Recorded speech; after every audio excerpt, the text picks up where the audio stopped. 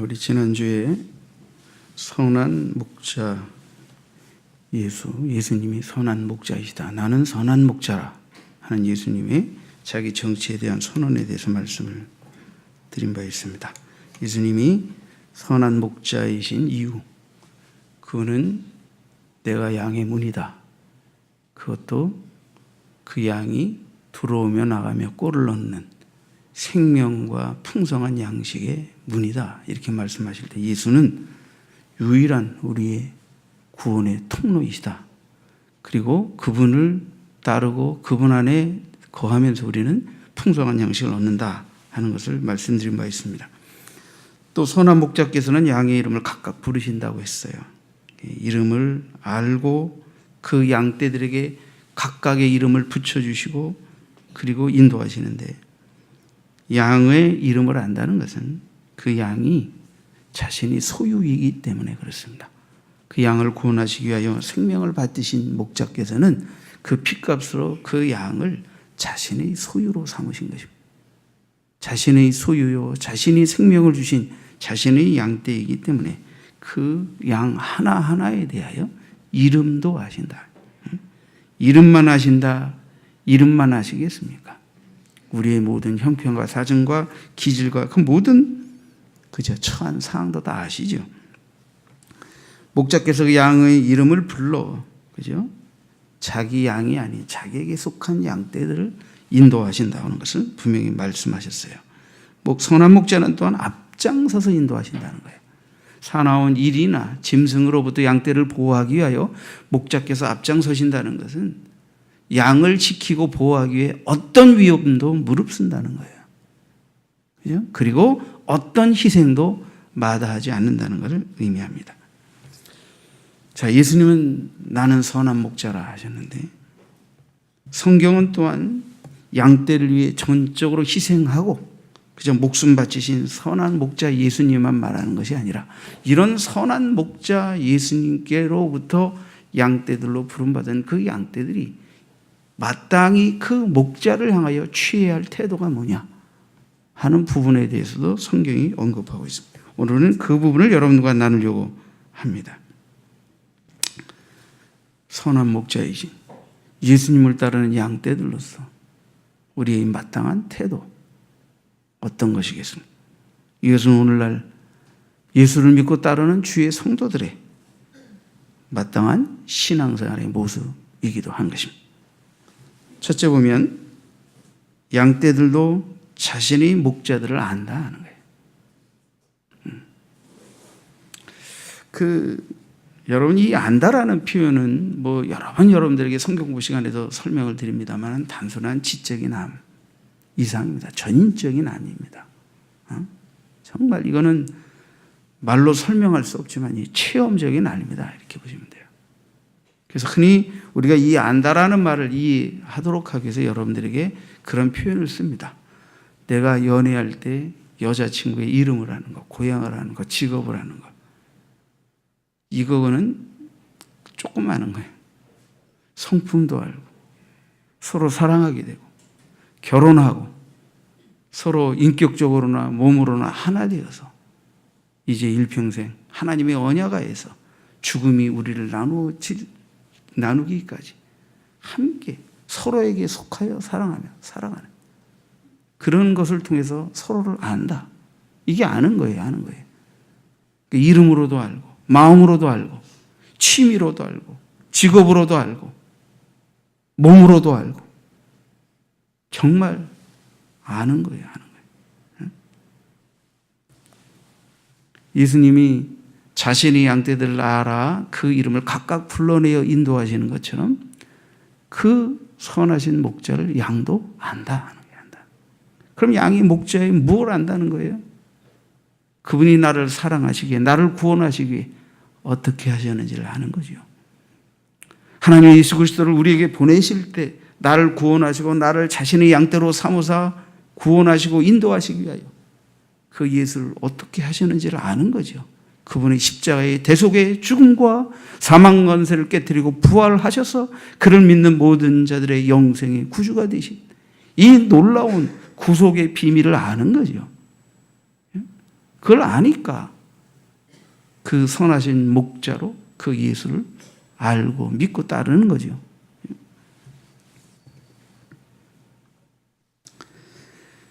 여러분, 양의 목자를 향한 첫 번째 중요한 태도는 목자를 아는 겁니다.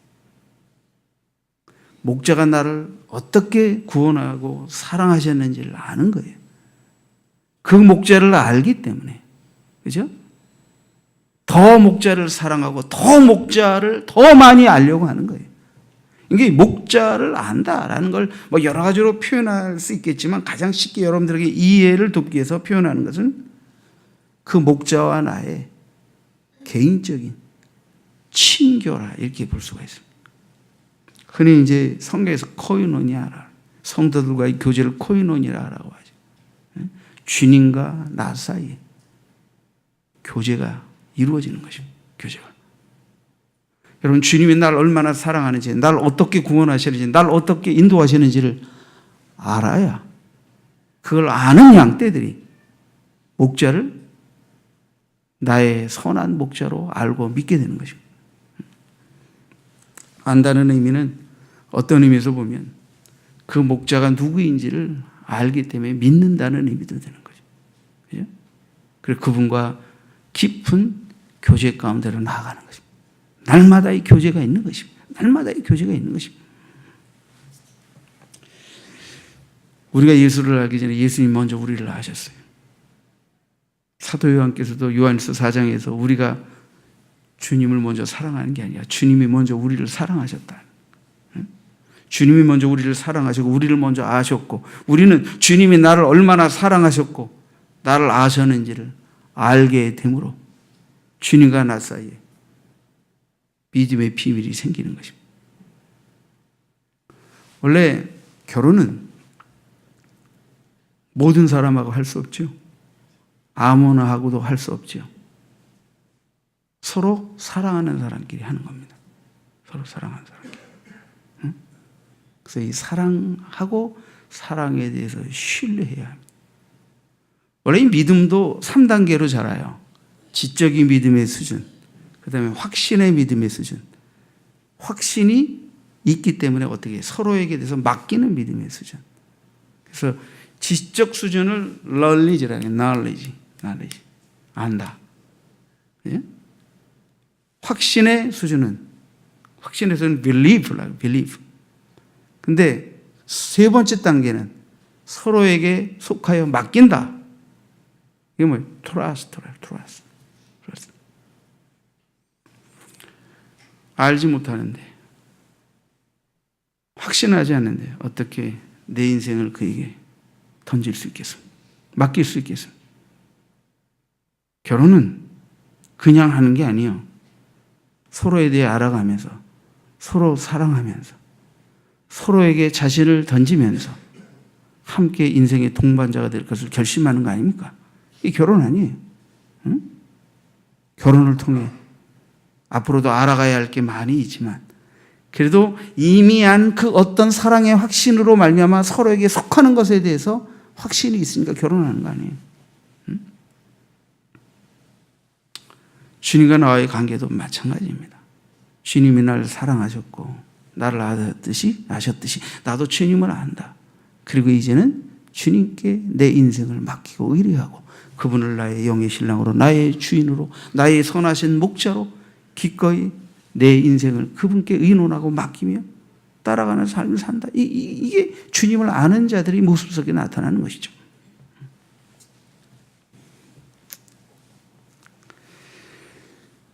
정말 우리들은 주님을 계속해서 많이 알아가야 합니다. 에베소 4장 15절에 보면, 그죠?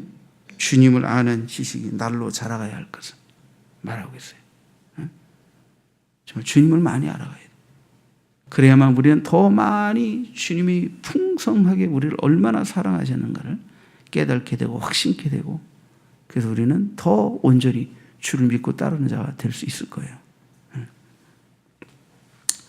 사도 요한은 이 요한복음에서, 사도 요한을 잘 생각해 보세요. 사도 요한은 우선 살아계실 때 주님께 부름받은 제자고, 십자가에 못 박히시고 부활의 주를 만났고 주께서 아버지께 받아 부어주신 성령을 받았고 그리고 이제 많은 주의 사도들이 다 순교하고 나이가 90이 넘어 정말 자기만 혼자 남은 그런 노사도가 될 때까지도 그리고 이제 핍박과 환난 속에서 밤모섬에 유배되어 부활의 주 하늘에 오르신 주께서 다시 놀라운 환상 가운데서 그에게 나타나셔서 아시아 7교회들에게 또 종말에 되어질 모든 일들에 대해 예언하시고 말씀하시고 기록하라고 하시지 않습니까? 그러니까 사도 요한은 육신으로 이 땅에 오신 예수도 만났고 십자가에 대속적 죽음을 주시고 다시 사망 권세를 깨뜨리고 부활하신 주도 만났고 하늘에 오르신 주를 보았고 또한 그는 밤모섬에서 기도하며 환상 가운데 그에게 임재하셔서 이제는 하늘의 위를 회복하신 천상천하의 주인이신 만유의 주이신 심판주로 다시 오실 구주 예수 그리스도의 귀한 만남과 임재 속에서 귀한 음성을 들은 인물이 바로 사도 요한이에요. 그러니까 사도 요한은 살아있을 때 죄 제자로 부름받았을 때 그분께로부터 가르침받은 모든 내용들이 하나하나 새록새록 그죠? 그 의미가 깊고 달리 가슴에 다가올 수밖에 없죠. 그래서 제가 여러분들에게 연초에 요한복음을 올해는 성경 일독하기 전에 요한복음부터 읽고 요한복음 읽고 마태마가 누가 그리고 이제 지금 어디 성경 읽는지 아세요?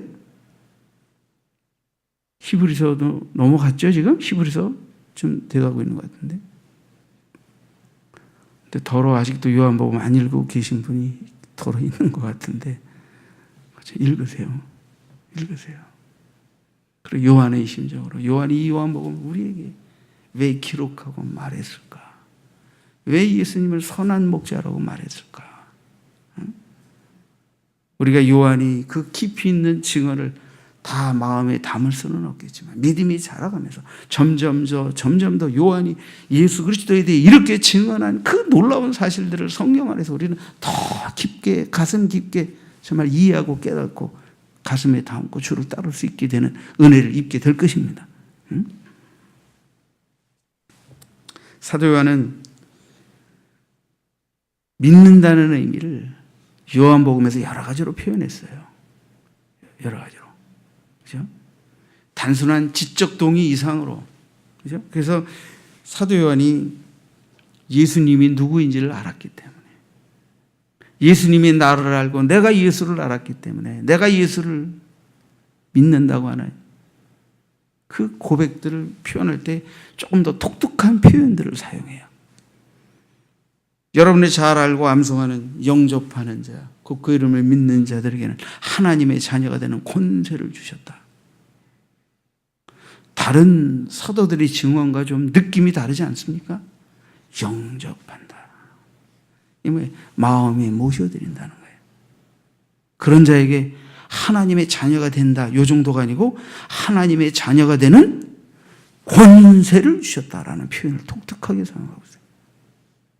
그분이 누구인지를 알고 그분이 어떤 권세를 갖고 계신 분인지를 알기 때문에 그분을 마음의 구조로 모셔드리고 그분이 자녀가 된 주의 자녀들이 권세가 어떠한지도 확신하는 이런 놀라운 표현을 사도 요한은 쓰고 있습니다. 정말 예수를 알지 않고는 이런 표현을 쓸 수 없는 겁니다. 그분이 누구인지를 아는 요한이기 때문에 주를 믿는다는 표현을 이렇게 실감나게 표현하고 있습니다. 사도 요한은 주님을 믿는다는 것을 주의 말씀을 받는 것으로 표현합니다. 주의 말씀을 받는. 자, 우리는 기록된 성경을 읽으면서 주의 말씀이 선포될 때 들으면서 기도 가운데 여러 가지 삶의 상황에서 주께서 나에게 말씀하시는 말씀을 받게 되는 줄 믿습니다. 여러분, 주께서 그 선한 목자께서 우리 모두에게도 말씀하시지만 우리의 영혼 하나하나 각자에게도 말씀하시는 것을 우리는 듣게 됩니다. 그뿐입니까? 예수께로 나아가게 됩니다. 더 점점 더 가까이. 사랑하면 생기는 현상이 있어요. 연애 때 사랑하면. 그죠? 자꾸 보고 싶다는 거예요. 어제도 반해도 오늘 또 보고 싶고, 오늘도 반해도 내일도 또 보고 싶고, 자꾸 보고 싶고. 그리고 쟁일 만나고 헤어지면서도 자기 잘 가 그러면서 헤어지는 게 몹시 싫어서.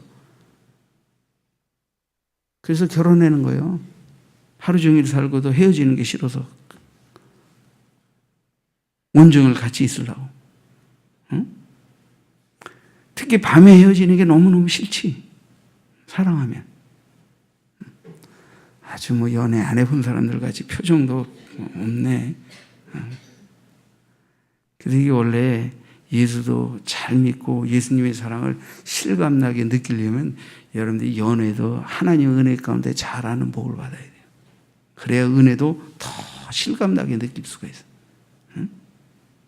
그래서 우리 자녀들에게 주님 건전하고도 의미 있는 정말 진솔한 사랑을 잘 할 수 있게 해주십시오. 기도해야 하는 것입니다. 응?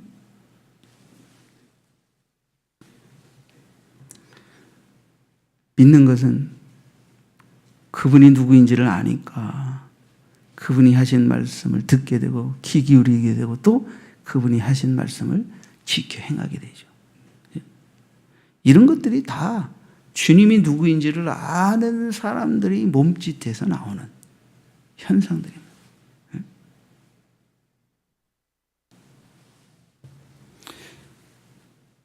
이 세상에 어떤 신을 향하여 네가 내 안에 내가 내 안에 이런 표현이 나옵니까?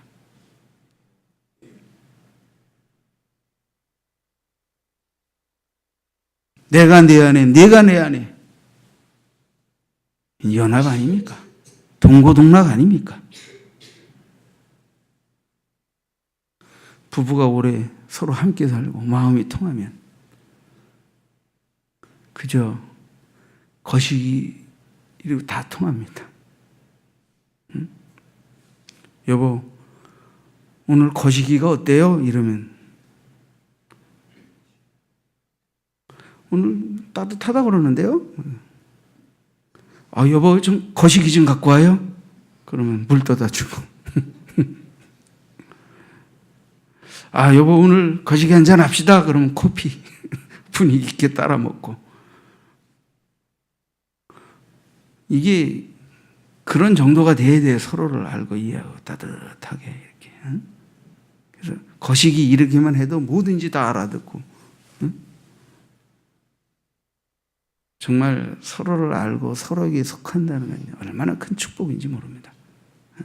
근데 더군다나 주님과 나와의 이 연합. 내가 주님을 알고 주님이 나를 알든 내가 주님을 안다. 그 기쁨과 영광스러움이 무엇인지를 알아가는 이게 선한 목자를 따르는 양떼의 모습에서 나오는 거죠. 두 번째는 목자의 음성을 듣는다. 27절을 한번 보시죠. 10장 27절. 내 양은 내 음성을 들으며 그랬단 말이에요. 이거는 물론 믿지 않는 자들의 모습과 상반된 대조적 표현이긴 하죠. 믿지 않는 자들, 예수님의 이적을 보고도 가르침을 외면하고 오히려 귀신 들렸다고 그러고. 그럼 귀신 들린 자가 귀신 좋습니까? 나면서부터 속용된 자를 누가 고쳤습니까? 메시아가 그것을 고쳐주시고 하나님께로부터 보냄을 받은 메시아 되심을 나타내 보여줬는데도 그걸 보고 귀신 들렸다고. 이 지경까지 가면서 주의 말씀을 거절하고 믿지 않으니까 주님이 뭐라고 말씀하셔요? 너희는 내게 속한 양떼가 아니므로 나를 믿지 않는다라고 말씀하십니다. 내게 속한 양떼는 내 말을 듣고 나를 따르는 거예요. 그러니까 내 말을 아무나 듣는 게 아니에요. 내 말이 아무에게나 들려지고 아무에게나 믿어지는 게 아니라 내게 속한 양떼가 내 말을 듣고 내 음성을 따른다는 거예요.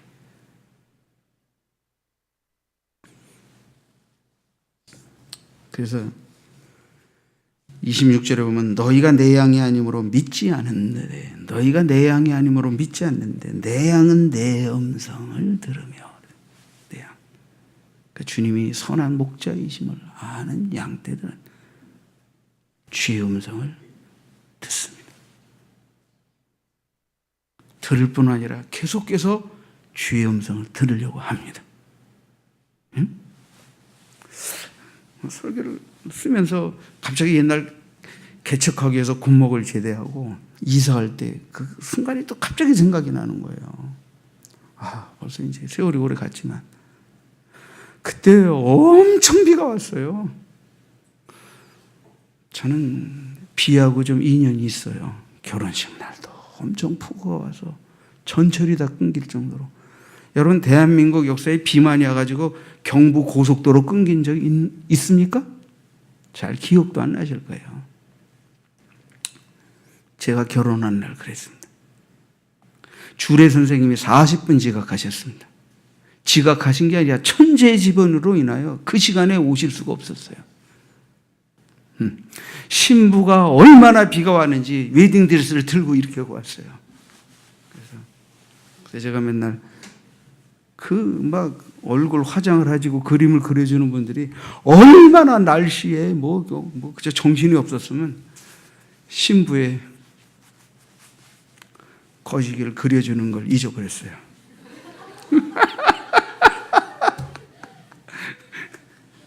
여러분도 다 알아들으시는군요. 그래가지고 하여튼 가뜩이나 우리 집사람이 괜찮지 않습니까? 근데 그래도 이렇게 그걸 안 그려줘가지고 정말 우리 친척들도 많이 못 왔어요. 심지어 인천에 사시는 작은아버님 전철 끊겨서 못 오셨어요. 정말 그날 대단했어요. 우리는 군목하다가 결혼하려고 딱 나왔는데 신혼여행이니 이런 계획도 못 세웠어요. 군대에 있다가 훈련 마치자마자 바로 결혼하니까 부대에서 잠깐 휴가 받아가지고 나왔는데 신혼여행은 어디로 가야 되나 그래서 그냥 발길 닿는 데로 가자. 근데 웬일이 고속버스 다 끊기고 유일하게 기차만. 그래서 맨날 대전에서 신학대학에서 공부했던 습관이 있어서 일단 그냥 대전으로 가는 기차를 끊었어요. 그랬더니 그게 경주까지 간대요. 경주까지 간대요, 새마을이. 그래서 그걸 타고 경주에 내려갔는데요. 그래서 거기서 이제 이렇게 그때 아마 신혼여행을 조선호텔인가 그걸로 간 것 같아요. 조선 맞죠? 맞네. 그래서 근데 놀라운 건요. 그때 2박 3일 동안 얼마나 비가 왔는지 그때 서울 한강다리가 잘못하면 한강 뚝이 무너질지도 모른다는. 그래서 우리는 신월 첫날 밤을 뉴스 틀어놓고 우리 처갓집이 용산이었는데 이게 한강이 넘쳐가지고 용산이 물에 잠기냐 안 잠기냐. 이게 신혼여행이 아니라 지금 큰일 났다 큰일 났다. 근데 전국에서 유일하게 한 군데만 비가 안 왔는데 우리가 신혼여행 간 경주만 비가 안 왔습니다. 1984년 9월 1일이에요. 선한 목자께서 종들이 엄청 참 경장한 날씨에 결혼을 하니까 신혼여행이라도 그래도 대한민국에서 유일하게 비가 오지 않는 그것으로 인도하셔서 거기서 그랬다. 2박 3일 신혼여행 마치고 딱 오니까 그때부터 경주도 폭우 속에 들어가요. 제대하고 나오는 날도 비가 어떻게 오는지. 이사할 때마다 비 오는데 제대하는 날도 비가 오는데 짐을 싣다가 비가 넘어와서 잠깐 쉬었다가 반짝하고 비가 멈춘 30분 동안에 군인도 와서 다 이제 짐을 실어줬어요. 같이 비가 오는데 이 비가 폭우가 오니까요. 이 대한통운 아저씨를 운전하다가 앞이 너무 안 보이니까 운전을 못 하겠다고 잠깐 쉬어가자고. 그래서 주간 휴게소에서 쉬었다가 갔다가 한참 다녀서 천안쯤 왔는데 우리 집사람이 그러는 거예요. 가방! 이러는 거예요. 가방. 가방! 그래서 뭐? 가방 놓고 왔다. 주가 물겠어요. 가방 놓고 왔다. 기저귀 가방을 놓고 온 게 뭐가 문제가 되겠습니까? 그 가방에 들은 게 많으니까 문제지. 저희 전 재산이 거기다 들었거든요. 뭐 많지도 않지만. 마지막 집 잔금 지불하고 이사해야 할 집부터 시작해서 개척하기 위해서 준비된 작은 것이지만 하나님 우리에게 맡겨주신 것들 이 전부 거기에 들었는데 그걸 가방을 딱 놓고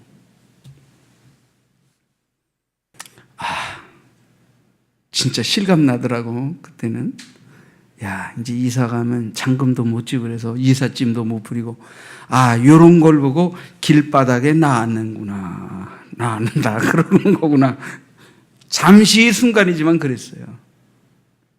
기도하는데 주님 뭐 주신 분도 주님이시고 가져가신 분도 주님이신데 뭐 어떤 일이 벌어지는지 주님이 뭐 종들을 부르고 지금까지 인도하셨는데 뭐 알아서 어떻게 해주실 줄 믿습니다. 그리고 뭐 집사람한테 야단도 안 치고 그러기 너무 울지 말라 그러지. 성도들하고 헤어지는 아픔이 너무 슬퍼서 너무 많이 울다 보니까 우리 집사람이 약간 이게 정신이 없었던 것 같아요. 넋이 나가지고 가방으로. 근데 다행히 그 운전사분이 아주 지혜가 있으셔서 잠깐 그 톨게이트에 멈추더니 전화를 해가지고 그 연결을 하고 이렇게 수소문을 했더니 그 식당 직원이 그러지 않아도 오늘 기저귀 가방 같은 거 하나를 주워서 분식물 센터에다 맡겨놨다고. 그래가지고 다행히 잊어버리지 않고 보관되어 있는 거라. 그래서 저는 거기서 나만 비 오는데 내려가지고 이삿짐 차는 가고 지나가는 고속버스 손 들어가지고 올라타고 고속버스 내려가지고 거기를 찾아가가지고 그걸 가방을 찾아가지고 다시 서울로 와서 종일 비 하는데 저녁에 이제 도착해서 이삿짐 내리러 가니까 서울도 비가 멎어가지고 그때 짐 부려서 들어가죠. 근데 요걸 얘기하려는 게 아니에요. 그때 하나님이 저에게 들려주신 음성이 있어요. 잠깐이지만 다 잊어버렸잖아요. 아무것도 없게 됐잖아요. 처음엔 당황이 되더라고요. 그러니까 기도하는데 주님이 말씀하시더라고요. 네 가방에 들어있는 그 얼마로 네가 뭘 할 수 있느냐? 응? 너는 가만히 있어. 내가 내 앞길을 인도하는 것을 바라봐라. 응? 믿으라 그러시는 거예요. 내가 한다. 개척은 네가 하는 게 아니고 네가 가지고 있는 몇 푼의 돈으로 하는 거 아니고 내가 한다. 내가 네 앞길을 예비한다. 너는 가만히 보고 믿고 따라오라 하는. 그래서 그때 그 체험 때문에 그 뒤로는 돈이 있는지 없는지 뭐가 어떻게 되는지 안 되는지 그런 걱정 근심으로부터 완전히 해방되는 너무너무 그냥 해방이 되는 거예요. 하나님이 내가 앞장서서 인도한다. 넌 가만히 있어서 따라와라 하시는데 네가 개척하는 게 아니라 내가 인도한다고 하시는데 그러니까 모든 내 육신의 눈으로 볼 때의 연약함, 궁핍함, 어려움 이런 것들은 다 내려놓아지고 이게 내가 하는 게 아니라 주님이 하시는 건데 나는 따라만 가면 되는데 그 음성 쫓기만 하면 되는 건데 그러니까 마음 편안해지다. 편안해지다. 그때 주님이 들려주신 그 음성은 제가 평생 목회하면서 목회의 여정 속에서의 수많은 근심거리들로 인하여 마음 뺏기지 않고 병들지 않고 믿음 잃지 않고 좌절하지 않고 포기하지 않고 주만 바라보고 걸어갈 수 있게 되어지는 중요한 믿음의 근거가 되었다고 하는 거예요. 그때의 그 체험 때문에. 그래서 집사람한테 얼마나 고마운지 몰라요. 그때 가방을 잊어버려줘서.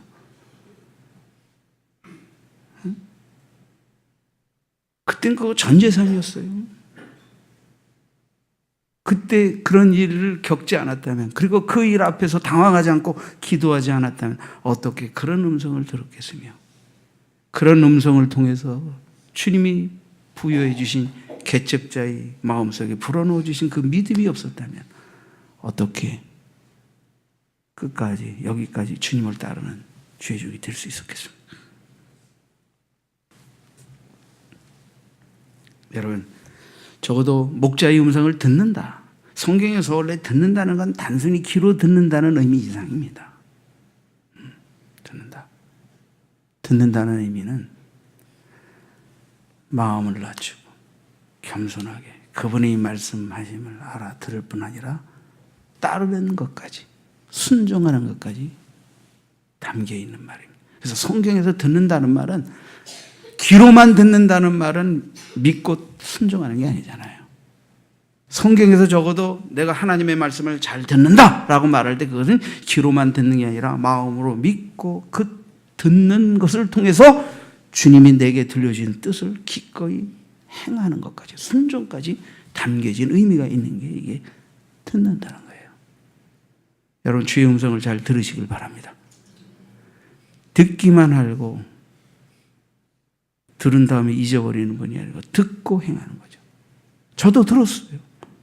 성경을 통해 기도 가운데 많은 주의 음성을 들었을 때 그 음성을 듣기만 하고 잊어버린 게 아니라 그 들은 그 음성이 내게 믿음이 되었고, 그 음성을 따라 주님의 뜻을 알게 되고 주님의 뜻을 행하면서 믿음 잃지 않고 행하게 되는 이 놀라운 역사가 하나님의 음성을 들을 때 오는 거죠. 주의 음성, 우리의 목자의 음성을 들을 때 그게 가능한 것입니다.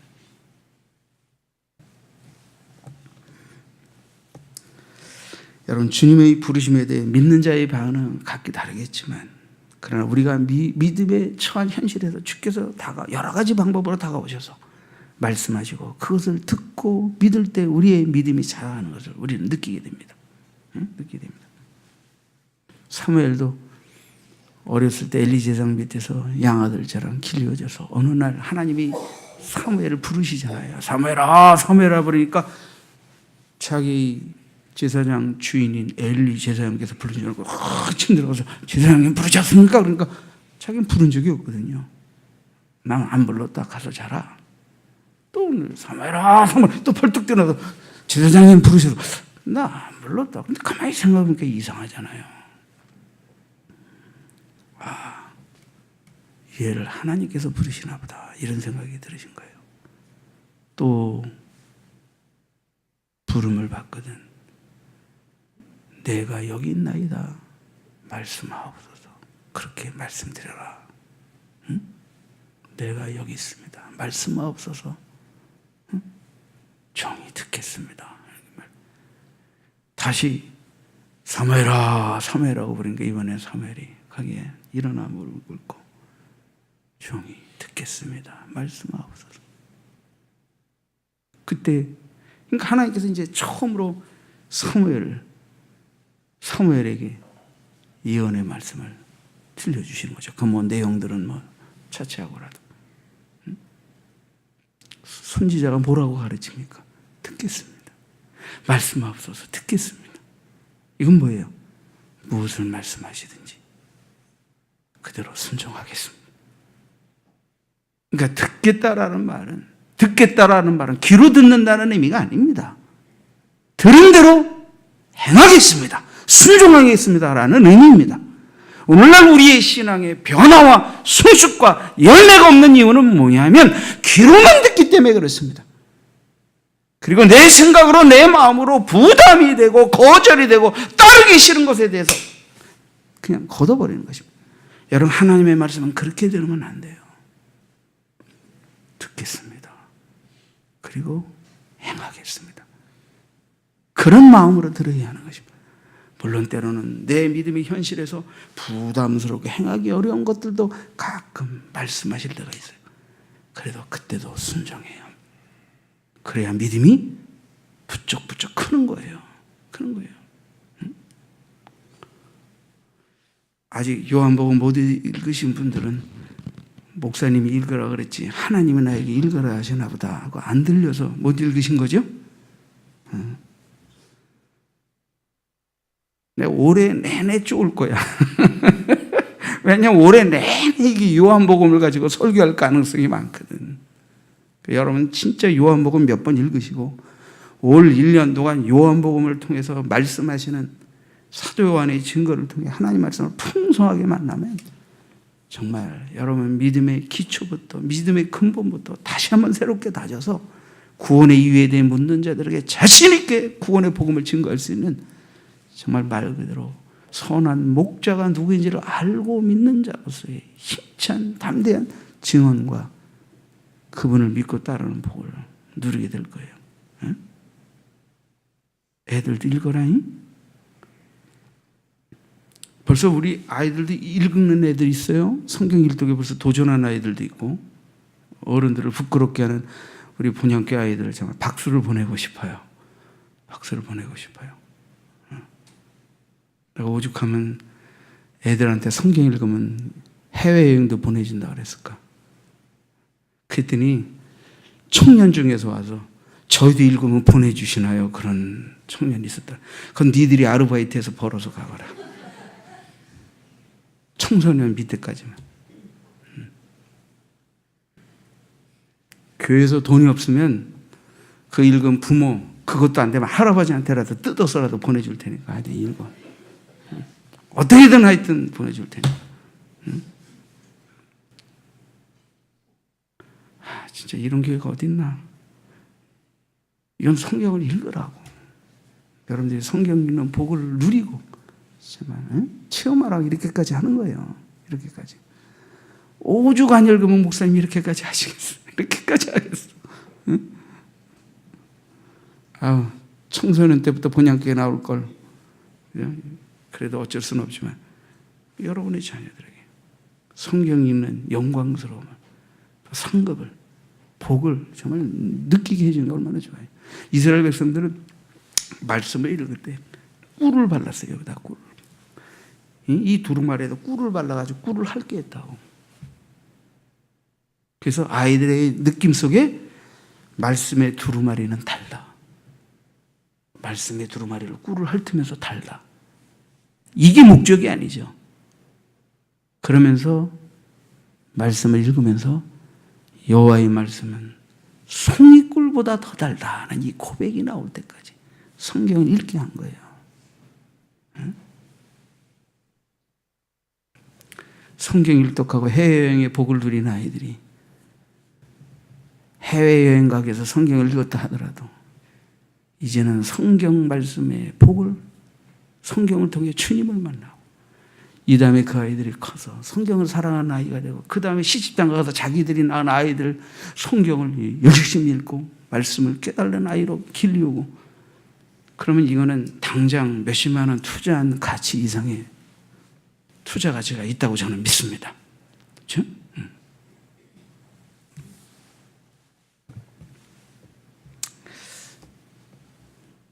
여러분 목자의 음성을 들어야 합니다.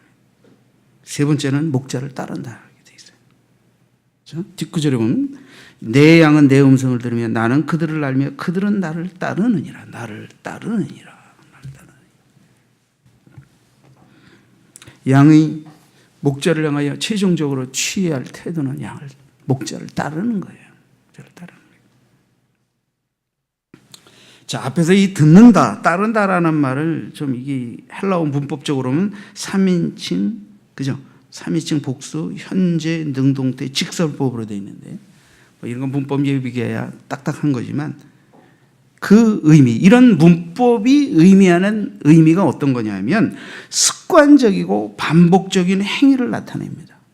습관적이고 반복적인 행위를 나타납니다. 그러니까 예수님께 속한 양은 그분의 음성을 날마다 듣고 그 음성 속에서 주님의 뜻을 분별해내고 그리고 날마다 그 뜻을 행하는 순종하는 삶을 산다는 거예요. 이 어쩌다 한 번이 아니라 날마다 계속해서 그러면서 주님을 더 깊이 알아가는 복을 누리게 되고 주님의 뜻을 더 놀랍게 행하는 복을 누리게 되고 그래서 주님의 양떼, 주님의 신실한 제자로서의 삶을 살게 되는 역사가 있게 되는 것이죠. 선한 목자께서는 양들보다 앞서가시는데 그 선한 목자에게 속한 양은 그분의 음성을 듣고 그분의 뒤를 따르게 되는 것입니다. 이것이 성경에서 주님이 말씀하신 내 제자는 어떻게 해요? 제자는 자기를 부인하고 자기 십자가를 지고 나를 쫓는다는 말씀과 같습니다. 나를 부인해요. 자기 십자가를 져야 그리고 주님을 쫓는 것. 나를 부인하는 건 뭐예요? 내 기분 내키는 대로 마음에 드는 대로 이게 아니고 나를 내려놓는 거예요. 나를 내려놓는 거예요. 말씀을 거역하는 나를 내려놓는 거예요. 주님의 성품을 닮아가는 것을 거역하는 내 사악한 고집스러운 교만한 성품을 깨트리는 거예요. 나를 내려놓는 거예요. 주님의 뜻을 거절하는 내 뜻을 내려놓는 거예요. 그게 자기를 부인하는 거예요. 그리고 자기 십자가를 지고. 이것은 사명이죠. 그리고 사명을 달게 지기 위해서 요구되어지는 희생과 헌신을 의미하죠. 때로는 죽음까지라도. 그리고 주님을 따르는 겁니다. 뒤 돌아보지 않고 한눈 팔지 않고 따르는 겁니다.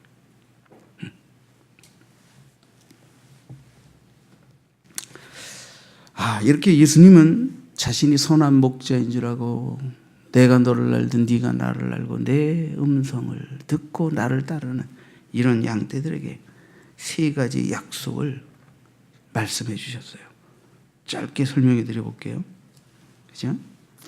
자, 28절에 보면 28절에 내가 그들에게 영생을 주노니 첫째, 영생을 준다.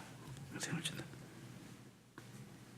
예수님은 직접 양들에게 영생을 주시는 분임을 분명히 밝히고 계십니다. 하나님은 예수님을 믿는 모든 자에게 영생을 주도록 예수님께 그 모든 권세를 위임하셨습니다. 그래서 예수님은 자기를 알고 자기를 믿고 따르는 양떼들에게 영생을 주신다 하는 것을 약속하신 것입니다. 두 번째는 영원히 멸망하지 아니할 것이요. 영원히 멸망하지 않는다는 것은 이 양떼들이 영원한 영생의 길, 영생의 삶에서 그 어떤 악한 것들이 그것을 빼앗거나 파괴하거나 멸망의 길로 끌고 갈 수 없다 하는 거예요. 분명. 그러니까 양떼들이 자신의 양떼들이 영원한 안전을 보장해 주신다 하는 확언이십니다. 세 번째는 또 저희를 내 손에서 빼앗을 자가 없느니라. 영원히 멸망하지 않을 뿐 아니라 거짓 선지자 이때 당시에 자기도 예수를 믿지 않을 뿐 아니라 수많은 양떼들을 지옥으로 끌고 가는 이 거짓 싹군들 유대 지도자들 이들의 이 이리 같은 폭력성으로부터 양떼들을 내 양떼들을 결코 약탈당하지 않을 것이다 라고 분명히 선언하신 것이죠.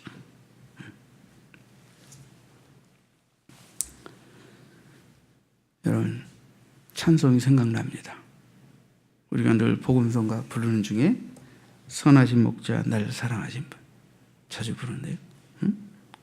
선하신 목자 날 사랑하는 분 주 인도하는 곳 따라가리 주의 말씀을 나 듣기 위하여 주 인도하는 곳 가려네 나를 푸른 초장과 실만한 물가로 내 선하신 목자 날 인도해 험한 산과 골짜기로 내가 다닐지라도 내 선하신 목자 날 인도해.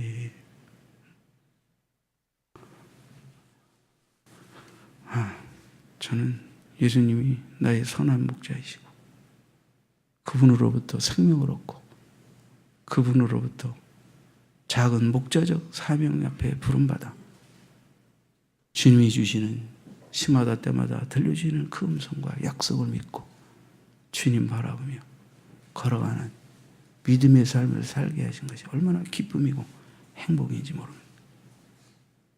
여러분, 우리가 어린아이들 혹 놀이터나 공원 같은데 숲속 같은데 놀러 갔을 때 이런 놀이 하죠. 엄마가 숨는 거. 엄마하고 손잡고 놀면서 막 그 온갖 자연을 즐기면서 새소리, 아름다움고 즐거워하던 아이가 갑자기 이렇게 놀다가 엄마가 어디 갔나 하고 딱 엄마가 없는 것을 딱 느끼는 순간 갑자기 뭐예요? 불안과 공포가 몰려오면서 엄마 하면서 그죠? 막 찾아다니죠. 그럼 엄마는 몰래 숨죠. 그리고 엄마만 찾은 것을 즐겨요. 엄마니까. 그러면 애가 조금 있다가 막 울고 난리가 납니다. 울고 난리가 나, 엄마 하는데 갑자기 짜자자잔 하고 엄마가 나타나요. 그럼 애가 갑자기 엄마하고 안기죠. 안기면 조금 달래주고 나면 또다시 자유를 바라보면서. 여기에 귀한 진리가 있습니다. 인간은 목자이신 하나님의 손을 잡고 그 품 안에서만이 생명을 얻고 안정감을 느끼고 안식을 누립니다. 그리고 하나님이 허락하신 모든 것들이 아름답게 보이고 그것을 누릴 수 있고 행복하게 살아갈 수 있게 돼요. 근데 그 목자를 잃어버리는 순간, 목자 없이 내 나름의 능력과 경험과 지식과 힘으로 이 세상에서 무엇을 얻고 누리려고 하는 순간 잠시 잠깐은 그것이 일락으로 기쁨으로 성취로 성공으로 다가오는 것 같지만 갑자기 그것이 안 보입니다. 왜? 목자가 없기 때문에. 이 영혼의 불안 때문에. 내가 누리고 있는 것에 대한 은혜도 모릅니다. 기쁨도 모릅니다. 수고하고 무거운 짐진 자들아 다 내게로 오라. 내가 너희를 쉬게 하리라.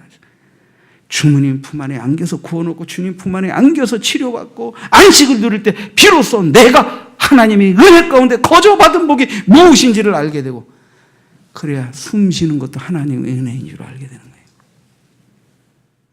어떤 인간들은 돈 많이 벌었다고 알프스에서 온 비싼 공기라도 사서 마신 그거 마신다고 행복한 게 아니에요.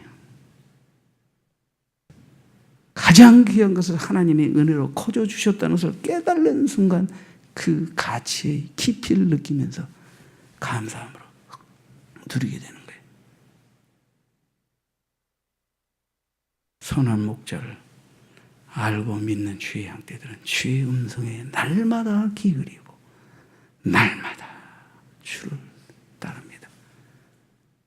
이것은 어쩌다 한 번이 아니고 계속 되는 것입니다. 기도하겠습니다.